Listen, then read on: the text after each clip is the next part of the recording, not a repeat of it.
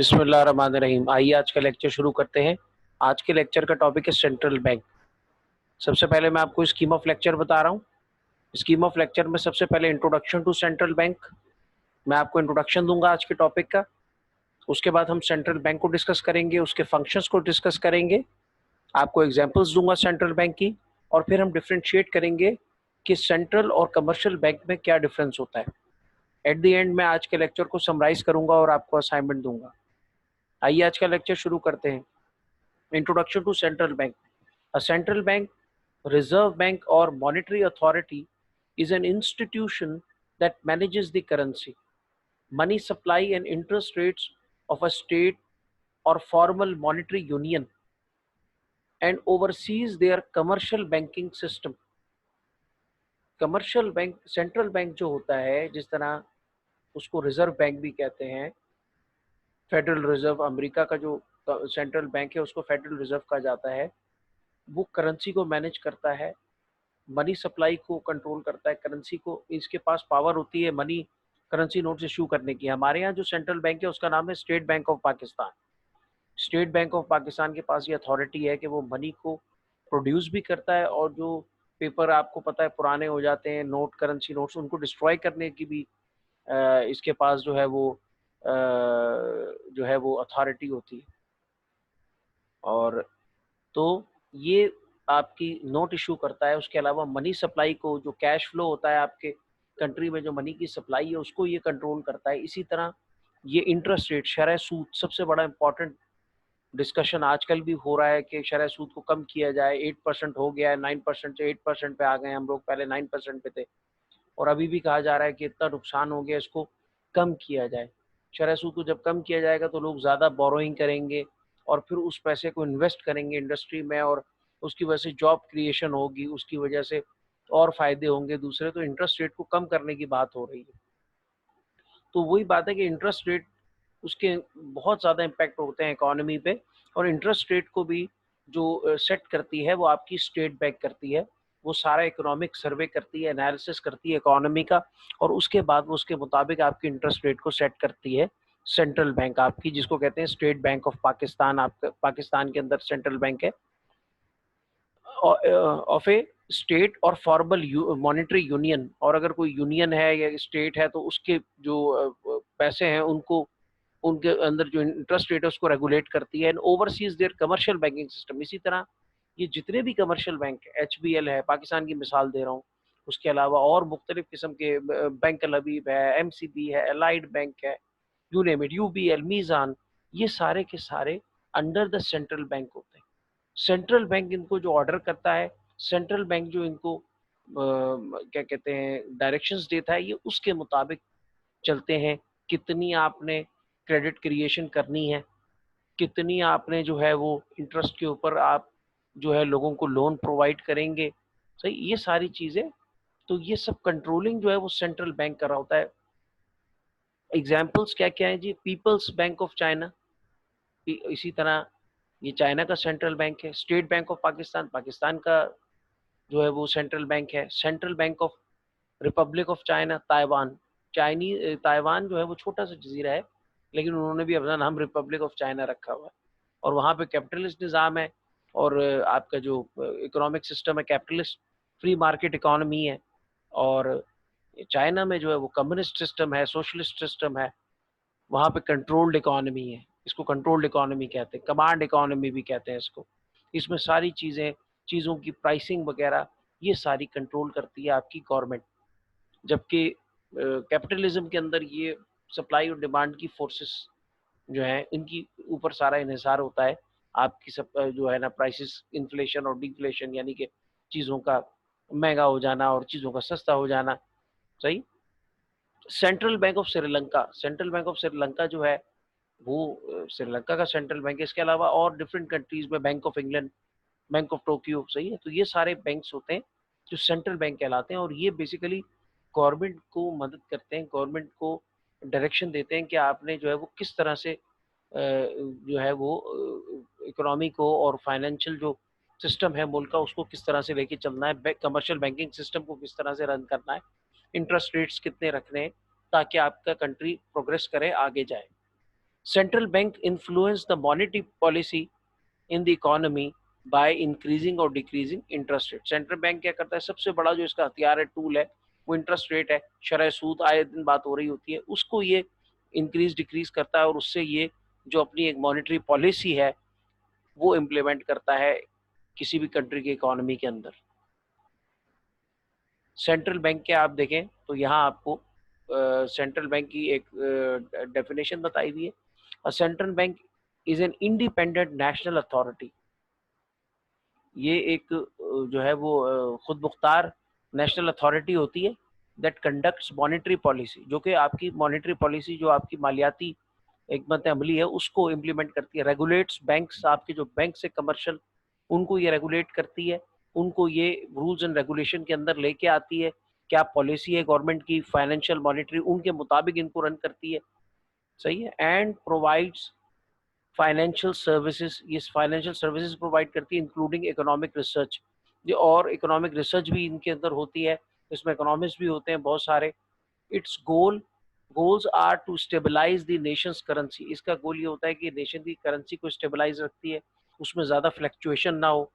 पहले एक मिसाल के तौर पे $1 जो था, मिसाल के तौर पे 50 रुपए का था, और एकदम से वो $1 जो है वो हो गया जी 30 रुपए का। तो अब जो एक्सपोर्टर है वो आप अपनी जो प्रोडक्ट बाहर बेच रहा है, उसको तो इतना ज़्यादा फायदा नहीं है, एकदम से उसकी जो चीज़ें हैं उसकी तो प्राइस कम कम हो गई जो वो बेच रहा है। सही है। बाहर जो भेज रहा है वो $1 की, उससे वो एक मिसाल के तौर पे एक कैन खरीद रहे हैं पेप्सी का, वो एक्सपोर्ट कर रहा है, तो वो जाहिर है कि जब आपकी कंट्री में उसकी प्राइस जो है वो करेंसी की प्राइस पहले वो 50 रुपए मिल रहे थे, उसको आपकी कंट्री के मुताबिक जो एक्सपोर्ट कर रहा है अब उसको 30 रुपए मिल रहे हैं, तो ये डिफरेंस हो गया ना। तो ये इतना ज़्यादा फ्लक्चुएट ना करे ये चीज़, इसलिए इसके ऊपर सेंट्रल बैंक नज़र रखता है। वो ये मुख्तलिफ कंट्रीज़ की जो करेंसीज होती हैं, फॉरेन एक्सचेंज होता है, फॉरेन रिजर्व होती है, फॉरेन करेंसी एक्सचेंज को अपने पास वो रखता है, और ताकि उसमें फिर अगर कभी करेंसी के अंदर जो है वो ड्रॉप करे तो वो उसको मेंटेन कर सके सप्लाई को उसकी, और करेंसी को आपकी जो कदर है, आपके करेंसी की जो कीमत है डॉलर के मुकाबले में या किसी और, उसको मेंटेन कर सके एक लेवल पे। कीप एम्प्लॉयमेंट लो, जो अनएम्प्लॉयमेंट रेशो है उसको वो कम कर सके। सही है। प्रिवेंट इन्फ्लेशन, और इन्फ्लेशन को प्रिवेंट कर सके, बहुत ज्यादा एकदम से महंगाई ना हो जाए। सही है। Central bank is the supreme financial institution. Central bank supreme financial institution होता है that regulates the banking and monetary system of the country. ये किसी भी कंट्री का बैंकिंग सिस्टम को रेगुलेट करता है। It is form to bring monetary stability. ये जो आपका मालियाती निज़ाम है उसको स्टेबलाइज करने के लिए ये इसको क्या कहते हैं, ऑपरेट किया जाता है इस इदारे को। इशू नोट्स, ये नोट इशू करता है, प्रिंटिंग की इसके पास जो है वो नोट इशू करने की इसके पास जो है वो अथॉरिटी होती है। And maintain the value of countries currency, और कंट्री की जो करेंसी की जो वैल्यू है उसको मेंटेन करता है इंटरनेशनल मार्केट। सेंट्रल बैंक के फंक्शंस आप चार्ट देख रहे हैं, इसमें सबसे पहले मोनोपोली ऑफ नोट इशू है। मोनोपोली माने कि बस यही अकेला है और यही नोट इशू कर सकता है, इसका मतलब monopoly of note. Custodian of exchange reserve, जो फॉरेन रिजर्व्स होते हैं आपके फॉरेन करेंसी, उसकी उसका कस्टोडियन है ये। बैंकर टू गवर्नमेंट, गवर्नमेंट को लोन देता है, गवर्नमेंट के पैसे जो है इसके पास होते हैं, रखता है ये, उनको डिपॉजिट करता है और गवर्नमेंट को इवन लोन भी प्रोवाइड करता है। सही है। Banker to commercial banks, commercial bank जो होते हैं उनको भी ये लेंडिंग करता है, अगर उनके पास कभी वो बिल्कुल ही बैंक के पास जो है वो क्या कहते हैं, उसके पास पैसे बहुत कम हो गए हैं, तो उसको लिक्विडेशन से बचाने के लिए, लिक्विडेट मीन्स उसको खत्म होने से बचाने के लिए ये उसको पैसे प्रोवाइड करता है। कंट्रोलर ऑफ क्रेडिट, ये क्रेडिट को कंट्रोल कर, क्रेडिट का जो निज़ाम है उसको कंट्रोल करता है आपके कंट्री में। Promoter of economic development, economic development को ये प्रमोट करता है। मुख्तलिफ किस्म के इसके प्रोग्राम्स होते हैं, मुख्तलिफ किस्म की इसकी टेक्निक्स होती हैं, रिसर्च होती है, R&D होती है इकोनॉमिक्स की फील्ड में, उसकी मदद से कैसे मेजर्स लिए जाएँ कि इकोनॉमिक डेवलपमेंट जो है वो जारी रहे, ग्रोथ आपकी कंट्री की जारी रहे। फंक्शंस आप देखें तो ये चार्ट की मदद से समझा रहा है आपको कि ये इशू करता है मनी, मनी इशू करने की पावर होती है सेंट्रल बैंक के पास। ये स्टेबिलिटी, आपके बैंकिंग सिस्टम्स जितने भी बैंक हैं आपके उनको स्टेबलाइज करता है, कमर्शियल बैंक्स को। लेंडर होता है ये, of last resort to commercial bank, ये कमर्शियल बैंक्स को भी जो है वो लेंड करता है money. Lender of last resort to government, government को भी ये लेंडिंग करता है मनी। अगर गवर्नमेंट का कोई प्रोजेक्ट है, उसमें गवर्नमेंट के पास जो है टैक्स कलेक्शन हुई और 1 लाख रुपए मिसाल के तौर पे एक रोड बनानी है, वो 3 लाख रुपए में बननी है, टैक्स कलेक्शन हुई और आपके पास टैक्स कलेक्शन के बाद जो है वो खाली 1 लाख रुपए है, तो अब आपने वो प्रोजेक्ट बना, तो गवर्नमेंट क्या करेगी, लोन लेगी इससे सेंट्रल बैंक से। सेंट्रल बैंक उतने नोट छाप के उनको वो लोन दे देगा। तो गवर्नमेंट भी लैंड मनी, गवर्नमेंट को भी ये मनी लैंड करता है, गवर्नमेंट इससे बोरो करती है money. Monetary policy, monetary policy ये किस तरह से इम्प्लीमेंट करता है, इसका जो एक वाहिद बड़ा इंपॉर्टेंट टूल है, वैसे तो बैंक रेट भी होता है, क्रेडिट रेट भी होता है, इंटरेस्ट, लेकिन सबसे ज्यादा आप जो सुनेंगे वर्ड वो इंटरेस्ट रेट है, उसी को कम ज्यादा करते रहते हैं लोग। पार्लियामेंट में भी लड़ रहे होते हैं जो इकोनॉमिस्ट होते हैं, टीवी में भी लड़ रहे होते हैं जी इंटरेस्ट रेट कम कर दें आजकल, सही है। तो इंटरेस्ट रेट कम कर दें तो मतलब कि जो शरह सूद है उसको कम कर दें, यानी कि अगर मैं मनी बोरो करता हूँ तो मुझे इन रिटर्न जो है जो सूद देना पड़ेगा वो कम देना पड़ेगा। तो ये है, लेकिन अगर आप तो ये बैंक इसको रेगुलेट करता है, ये बड़ा कॉम्प्लेक्स किस्म का एक फैक्टर है इंटरेस्ट रेट। ये इतनी आसानी से नहीं हो जाता, ये पूरा एनालिसिस किया जाता है सिचुएशन का, और उसके मुताबिक इंटरेस्ट, इसको बढ़ा देंगे तो भी नुकसान है, इसको घटा देंगे तो भी नुकसान है, एक इसकी एक खास ऑप्टिमम वैल्यू पे इसको रखा जाता है, और ये बैंक्स जो है रिसर्च करते हैं, और उसके बाद सेंट्रल बैंक इंटरेस्ट रेट को, शरह सूद को सेट करते हैं। ये जो सेंट्रल बैंक है ये शरह सूद बताता है कि कितनी होनी चाहिए, गवर्नमेंट को तजवीज़ पेश करता है, और गवर्नमेंट फिर इसकी तजवीज़ पे अमल करते हुए वो इंटरेस्ट रेट जो है वो उसको उसको इम्प्लीमेंट करवाती है। फंक्शंस क्या होते हैं जी, central bank is a public institution, ये एक पब्लिक इंस्टीट्यूशन है, मींस के ये कोई प्राइवेट इंस्टीट्यूशन नहीं है, ये किसी ग्रुप का नहीं है, किसी कंपनी का नहीं है, किसी इंडिविजुअल का नहीं है।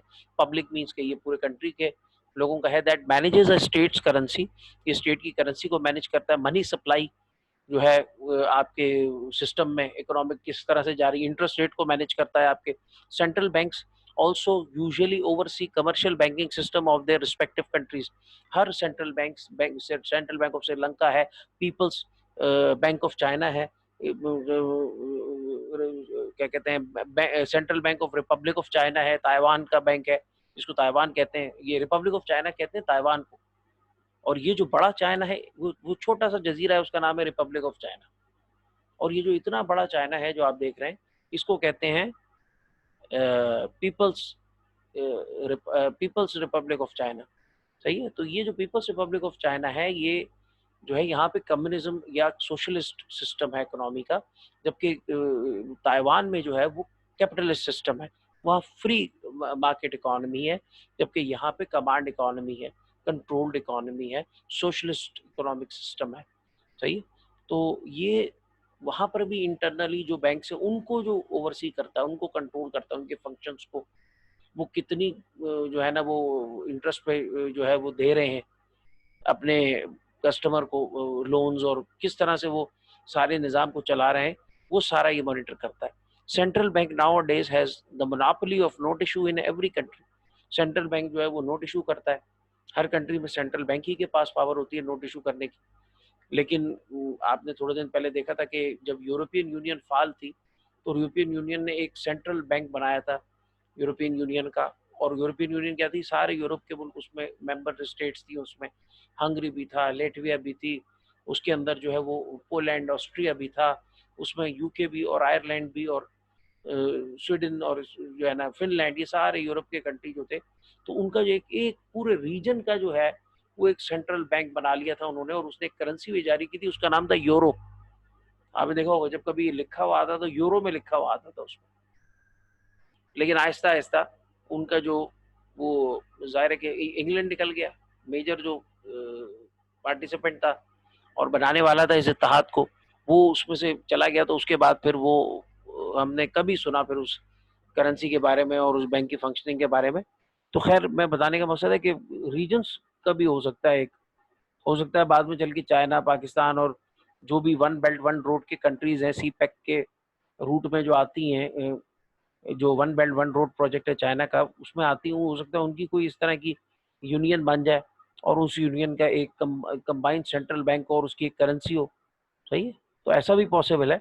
तो ऐसा हो चुका है यूरोपियन यूनियन की शक्ल में, तो हम देख चुके हैं, और यहाँ पर भी जो है लग रहा है कि होने जा रहा है इस तरह की कोई चीज़। तो फिर तो डेफिनेशन बदल जाएगी। अभी तो हम कह रहे हैं नेशंस बैंक, एक कंट्री का ही होता है सेंट्रल बैंक, लेकिन अब उसमें तो एक रीजन का एक सेंट्रल बैंक बना दिया उन्होंने। सही है।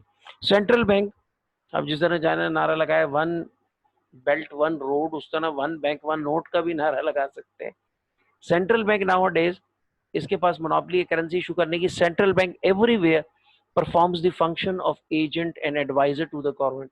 ये गवर्नमेंट के एजेंट और एडवाइजर का फंक्शन जो है ये इसका होता है। ये गवर्नमेंट को पहले ये डेटा कलेक्ट करता है, उसके बाद फिर ये गवर्नमेंट को एडवाइस करता है कि आपने इंटरेस्ट रेट कितना सेट करना है। Custodian of cash reserves of commercial banks, ये कमर्शियल बैंक्स का जो कैश रिजर्व होता है, उनके जो पैसे वो भी इसमें डिपॉजिट कराते हैं सेंट्रल बैंक में। Custodian and management of foreign exchange reserves, ये मैनेज करता है उनकी ज़्यादा ओवर उसके अंदर फ्लक्चुएशन ना हो, मनी जो करेंसी है हमारी और जो फॉरेन करेंसी है उसके एक्सचेंज रेट में। और ये कस्टोडियन भी होता है, इसमें रिजर्व भी इसके पास होते हैं जो फॉरेन करेंसी है उसके। ये देखें सेंट्रल बैंक किस तरह से काम करता है। सेंट्रल बैंक ने जो बैंक रेट रखा, इट्स बैंक रेट का concept it's very closer to interest rate concept. तो इसने एक बैंक रेट रखा आपका, एक इंटरेस्ट जो शरह सूद इसने रखी वो रखी जी 10%। सही है ना। और इसने 10% पे लेंड किया डोमेस्टिक बैंक्स को। सही है। ये 3 बैंक बने हुए हैं, ये अल हबीब, ये अच्छा, ये जो है एक है, ये खासियत है, ये कमर्शियल बैंकिंग के ये एक ही होता है एक कंट्री के अंदर या एक रीजन में अगर आप बात कर रहे हैं तो, है ना।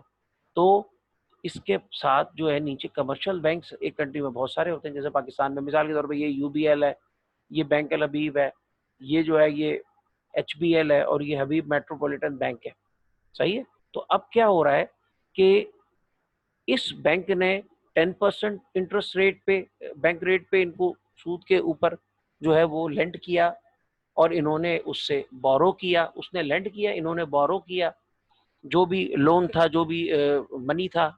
और ये जो है यहाँ पर आप देख रहे हैं कि ये इन्होंने आगे जो दिया, तो एक बैंक ने जो है वो 11% पे, उनको एक लिमिट होती है सेंट्रल बैंक ने दी होती है कि विद इन दिस लिमिट आप उसको मॉर्टगेज वो लोन होता है जो हम अपने घर वगैरह खरीदने के लिए लेते हैं और बड़ा खतरनाक होता है। अगर आप पूरे पैसे आपने नहीं किए तो वो आपका घर ले लेते हैं वापस बैंक वाले।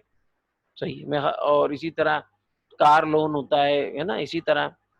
तो ये बताने का मकसद है यहाँ पर कि लोन होता है जो आप बैंक से लेते हैं और फिर आप उसको सूद के साथ, इंटरेस्ट के साथ वापस करते हैं। तो अब इन्होंने लैंडिंग कर दी और 10% के ऊपर लैंडिंग कर दी, यानी कि अब ये जो इंटरेस्ट रेट उसको देगा वो बैंक ये सारे रिटर्न करेंगे, ये 10% पर उसको रिटर्न करेंगे। सही है। अब यहाँ पर क्या हुआ कि ये जो लोग जो डोमेस्टिक बैंक्स आपके, इन्होंने कस्टमर्स को लेंड किया। मिसाल के तौर पे मैं गया, मैंने कहा जी मुझे कर्जा चाहिए, मुझे दुकान लगानी है जी। सही है। तो उन्होंने क्या किया, मुझे कर्जा दिया, तो वो कर्जा जो है उन्होंने मुझे, हर बैंक को एक लिमिट दी होती है, विद इन दैट लिमिट वो वेरिएशन उसके अंदर आ रही होती है। कोई बैंक जो है वो 11% इंटरेस्ट रेट पे दे रहा है, कोई 10.5% इंटरेस्ट रेट पे दे रहा है, कोई 11.5 इंटरेस्ट रेट पे दे रहा है, कोई फिर 10.5 इंटरेस्ट रेट पे दे रहा है। सही है। तो ये देखें आप, ये सारे बैंक, इसको 10% पे मिला और ये जो है ये अपना कुछ मुनाफा रख के, ये देखें ना, ये 1.5% उसने मुनाफा रख लिया 10 के मुकाबले में। देखें इसने 5% 0.5% रख लिया। सही है ना। इसने 1%, तो 10 था तो 1% रख लिया। तो सब ना, सब के सारे जो बैंक्स हैं वो कुछ ना कुछ उसके ऊपर इंटरेस्ट रेट अपना जो मुनाफा है वो रख के और उस इंटरेस्ट रेट पे जो उनके पास कस्टमर आ रहा है उसको लोन दे रहे हैं। तो ये सिस्टम है सेंट्रल बैंक का। किस तरह से सेंट्रल बैंक सुपरविजन करता है, किस तरह से वो जो है वो बैंक्स को जो है वो लेंड करता है और वो फिर आगे फर्दर लेंडिंग करते हैं मनी की। ये एग्जांपल्स आपके आगे दी हुई हैं जी बैंक ऑफ सेंट्रल बैंक्स की। इसमें स्टेट बैंक ऑफ पाकिस्तान जो है ये पाकिस्तान का सेंट्रल बैंक है। Nepal Rastra Rastra bank, NRB, it's the central bank of Nepal. पहले formally it was kingdom of Nepal, अभी नेपाल के अंदर तब्दीलियां आई हैं तो वहाँ पे कम्युनिस्ट सिस्टम आ गया है, चाइना का रंग उसमें चढ़ गया है, Nepal turn into red block में चला गया है। सही।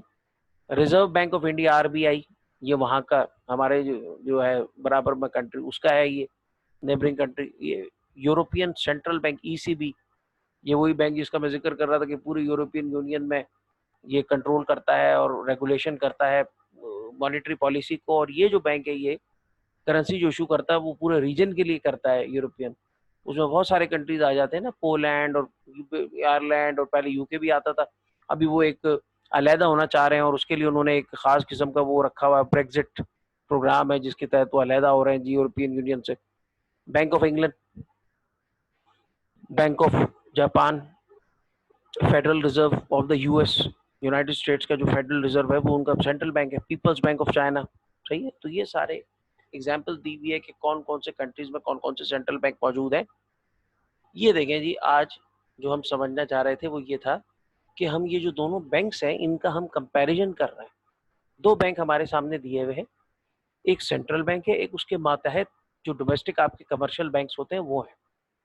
और उसमें क्या है जी, सेंट्रल बैंक पहला अगर आप देखें दोनों के दरमियान जो कंपैरिजन है उसमें, the bank which looks after the monetary system of the country is known as the central bank. वो बैंक जो किसी भी कंट्री के मॉनेटरी मालियाती निज़ाम को की देख रेख करता है वो कहलाता है जी central bank. The commercial bank क्या होता है, the establishment which provide banking services to the public is known as commercial bank. वो बैंक जो कि वो एस्टेब्लिशमेंट, वो इंस्टीट्यूशन, वो इदारा जो बैंकिंग सर्विसेज प्रोवाइड करता है वो पब्लिक को, नॉर्मल आम लोगों को, वो कहलाता है कमर्शियल बैंक। सही है ना। वहाँ आप डिपॉजिट कराएंगे, आपको जो चेक बुक मिलती है, आपको एटीएम की सर्विसेज है। सही है ना। तो ये सारा ये कहलाता है जी central commercial bank. What is it, ये क्या होते हैं दोनों चीज।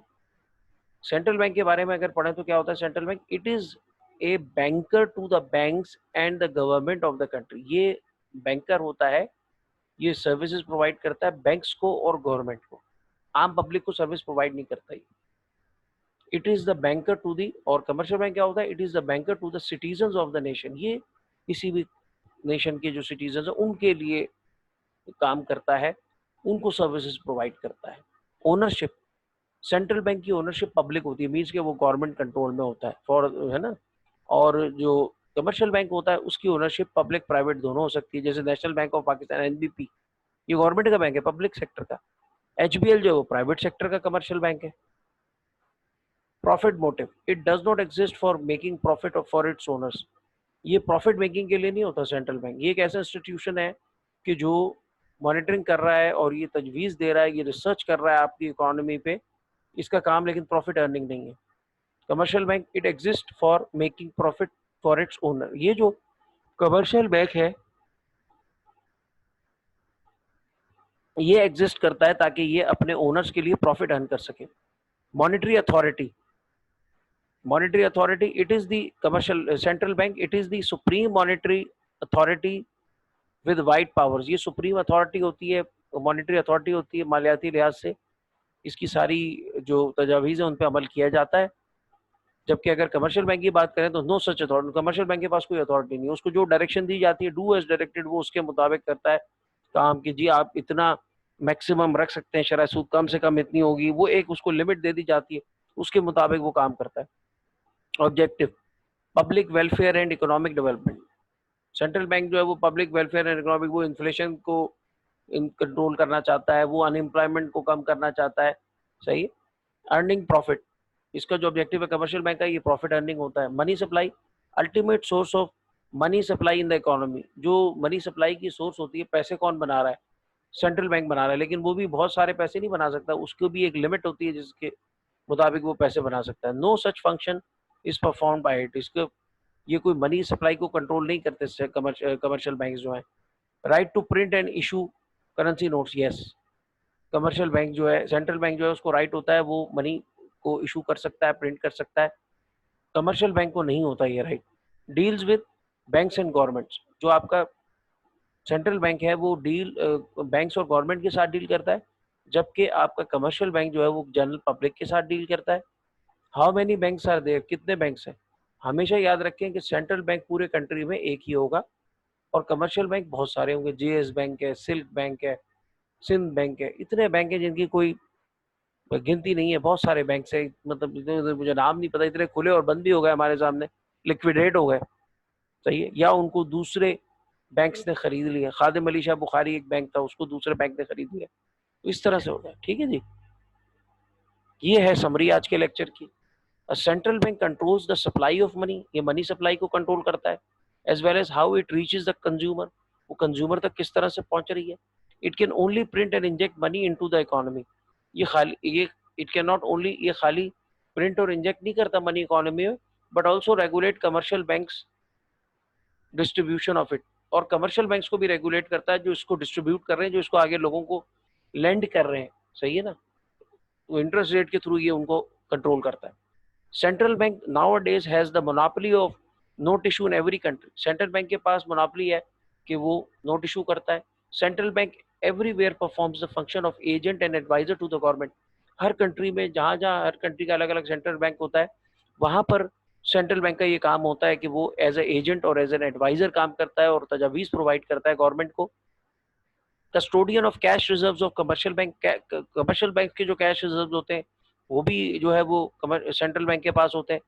Custody and management of foreign exchanges of country के जो फॉरेन एक्सचेंज होते हैं, फॉरेन करेंसीज होती हैं, डॉलर हो गई, यॉन हो गई, ये सारी भी सेंट्रल बैंक मेंटेन करता है और सेंट्रल बैंक मैनेज करता है, इसी के पास इसके रिजर्व्स भी होते हैं। तो ये था आज का लेक्चर, इसमें कोई प्रॉब्लम हो तो पूछ लीजिएगा, आपके पास व्हाट्सएप नंबर मौजूद है। आइए आपको असाइनमेंट दे दें आज का, what are the functions of central bank, आपने सेंट्रल बैंक के फंक्शंस को डिटेल्ड में लिखना है और एक्सप्लेन करना है, सही है। इंशाल्लाह नेक्स्ट क्लास में मिलते हैं, तो फिर फर्दर जो टॉपिक है उसको आगे लेके जाएंगे। थैंक यू क्लास, अस्सलाम वालेकुम।